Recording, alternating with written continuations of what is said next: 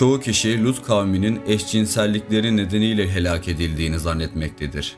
Aslında bu eski ve güncel kanaat önderlerinin sahip oldukları homofobi yüzündendir. Evet, kimse İbrahim'i dinlerde eşcinselliğin hoş karşılandığını söyleyemez. Ancak bu hiçbir zaman başlı başına bir helak sebebi olmadı. Antik zamanlarda pek çok kültür ve toplumda yaygın eşcinsel davranışlar görülmüştür.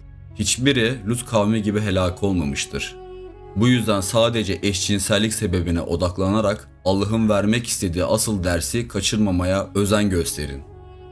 Lut kavminin helak edilmesinin asıl sebebi bu topluluktaki tüm insanların diğer insanlarla girdikleri tüm etkileşimlerde karşı tarafın rızasını gözetmemeleridir. Dikkat ederseniz videonun başında Lut kavminin kötülüklerini saydığım kısımda asıl konunun bu olduğunu anlarsınız. Sadece cinsellik kısmı için demiyorum, her anlamda.